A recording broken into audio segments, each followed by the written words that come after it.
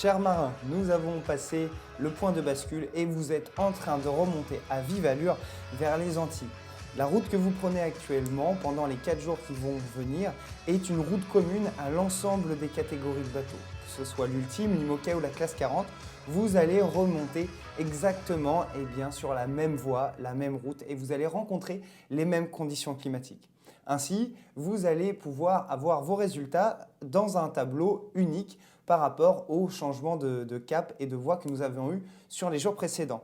On va pouvoir analyser la première étape de cette remontée vers les Antilles que vous nous avez faite hier. Alors, en concept 2, ultime, 18 jours, nous retrouvons toujours en tête l'équipe de Thierry et Vincent, suivi par l'Aviron Sétois en 21-28 sur l'épreuve. Vous reperdez 6 secondes par rapport à Thierry et Vincent. Alors, j'ai eu l'occasion de voir vos scores, notamment sur Facebook en avant-première hier. Vous avez cartonné vraiment sévère. Donc là, même 21-22, 21-28, c'est quand même des scores qui sont monstrueux. Vous allez très vite.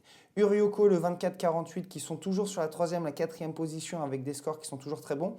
Alors là, en ce moment, vous êtes sur des types d'épreuves avec des changements de cadence qui s'opèrent tous les peut-être 1000 mètres, tous les 1500, tous les 2000 mètres. Donc beaucoup plus facile à tenir en termes de régularité.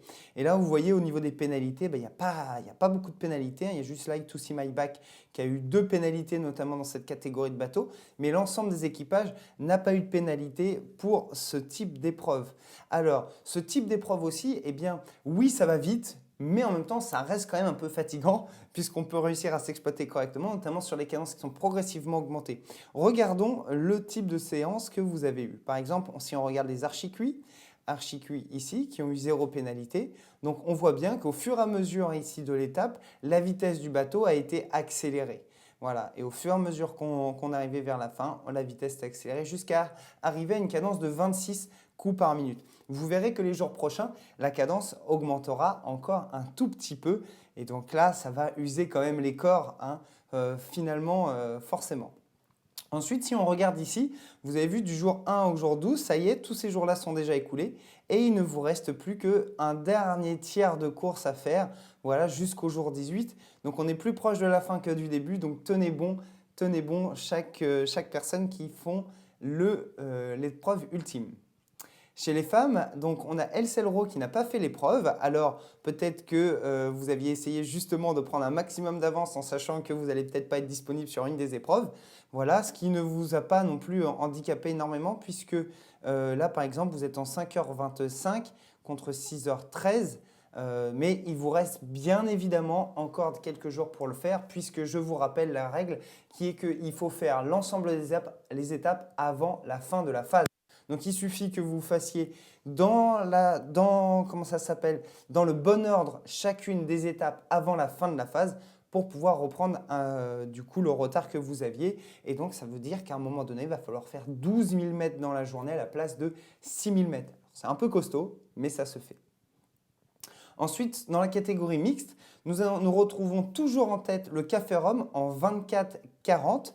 Les pirates landais qui reprennent 11 secondes sur le Café Rhum, mais qui, malgré ces 11 secondes de reprise, ont toujours quelque chose comme 7 minutes d'écart par rapport à la pole position. Hockey Boomer est installé en 3e position, mais est très menacé par les franco-suisses confinés, puisqu'il n'y a que 1 minute 10, 1 minute 13, 1 minute 14 à peu près d'écart entre Hockey Boomer et les franco-suisses confinés. Alors, 1 minute 14, ça reste quand même important, puisque plus on avance dans les étapes et plus il est difficile de rattraper forcément du temps, moins on en a pour les rattraper. Mais malgré tout, on l'a vu hier avec l'exemple de Thierry Vincent et de l'Aviron Sétois ici, qu'ils avaient été capables de diminuer leur retard de moitié sur une seule étape. C'est pour ça qu'il faut rester quand même vigilant tout au long de l'épreuve. Ensuite, nous allons regarder pour ceux qui ont déjà réalisé les courses en IMOCA. En IMOCA, puisque tout le monde n'a pas encore réalisé, je vous rappelle que vous avez 2 étapes dans cette phase numéro 5, je crois, on est déjà dans la phase numéro 5. 2 étapes à réaliser en 4 jours. Donc vous avez 4 jours pour réaliser ces 2 étapes. Donc ce n'est pas anormal de voir des croix rouges ici. On voit que l'Aviron Club du Bassinto signe le meilleur score par rapport au double Laurence CNR, donc en 23,05 contre 24,56 pour le double Laurence CNR. Ensuite, si on regarde chez les féminines ici, On a les super actifs qui réalisent le meilleur score en dessous des 28 minutes, devant le Bocage à Tribeur et les Rames Heureuses. Reste encore à parcourir cette étape pour notamment l'équipe Eloli, puisque je vous rappelle, je pense que Pince-Mi et Pince-Moi sont forfaits pour la suite des événements.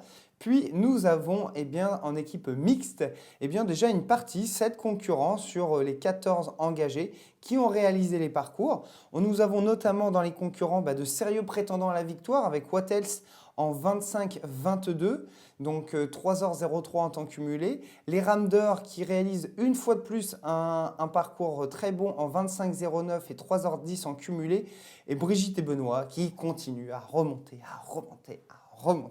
cette fois-ci en 25-04 et qui ni plus ni moins que le meilleur temps total des 7 équipes qui ont participé déjà à cette épreuve. Alors, souvenez-vous, il y a quand même les Stigones qu'il ne faut pas les enterrer puisque c'était ceux qui avaient la pole position jusqu'à présent. Donc, attendons de voir notamment ce qu'ils vont faire pour analyser plus amplement le tableau des résultats. Alors, les classes 40 n'ont pas encore participé à l'épreuve actuellement puisque ça n'a pas encore été ouvert. Il va falloir attendre avant de réaliser votre épreuve. Puis, nous avons en catégorie manuelle, donc Franck et Joël, comme je vous le disais, malheureusement qui étaient en pole position jusqu'à présent. Et regardez, même sans cette épreuve, ils sont encore en pole position ici, puisque autant ils sont encore devant. Mais malheureusement, tous les deux ont subi une avarie matérielle. En ayant tapé l'OFNI pendant l'épreuve du poteau noir, ils ont chacun des 2 rameurs cassé leur sangle de leur rameur. Voilà. Donc, autant vous dire que l'étape était bien nommée avec casse de matériel avec l'OFNI, mais malheureusement, ils ont dû déclarer forfait et ils rentrent hopper et du coup, ils vont être un peu à contre-courant des autres bateaux. On a les rameurs dans l'inconnu qui réalisent le meilleur score en 22-22. Alors, si on regarde les rameurs dans l'inconnu, ce sont des rameurs qui rament sur Water Rower, tous les deux. Voilà, et ensuite, on a aussi Water Rower. Alors, eux aussi rament sur Water Rower pour le coup. Donc, en 25-21. Suivent Expresso en 27-08.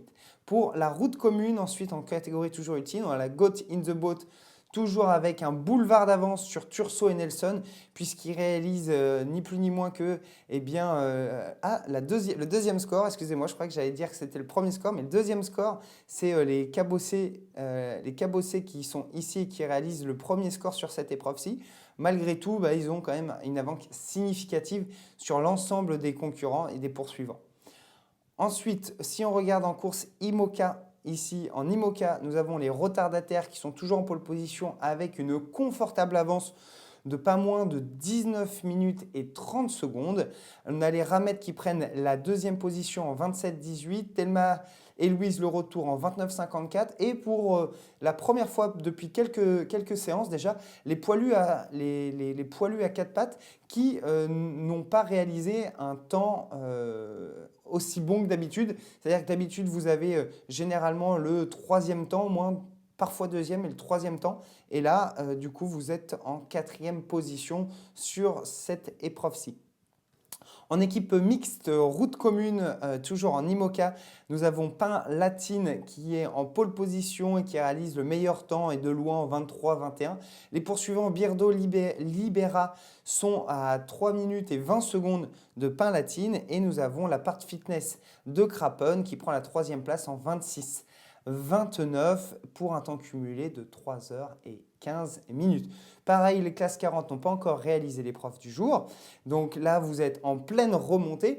Je pense que les conditions climatiques vont être encore assez roulantes pour les jours prochains. Mais moi, je vous laisse confirmer ces dires par rapport au bulletin météo qui se déroule tout de suite. Allez, ciao!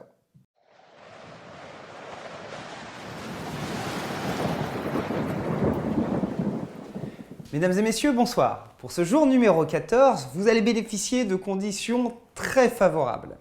Remarquez sur la carte météo qu'il n'y a pas de difficulté majeure sur nos directions, sur nos routes. La seule difficulté que vous pourriez rencontrer si vous faites une erreur de navigation, ça va être dans la zone rouge avec de fortes précipitations et une mer parfois un petit peu agitée. Nous allons nous contenter de rester le long des côtes brésilienne pour remonter à vive allure puisque nous allons bénéficier d'effets de contre-courant. Ces contre-courants sont dus notamment par le relief de la côte et vont nous aider à garder et à gagner en vitesse. Attention toutefois, vous allez avancer rapidement, mais il ne faudra pas tout donner dès le départ. Puisque sur la fin du parcours, vous allez pouvoir faire vraiment des écarts importants avec vos concurrents puisque vos bateaux vont prendre encore plus de vitesse. Donc gardez-en un petit peu sous le pied pour pouvoir accélérer en fin de parcours. Cette remontée vers la Martinique se déroule plutôt dans des bonnes conditions. Profitez-en et faites en sorte de distancer vos plus proches concurrents ou de remonter vos plus proches adversaires. On se retrouve pour nous demain dans votre prochain bulletin météo. Bonne étape!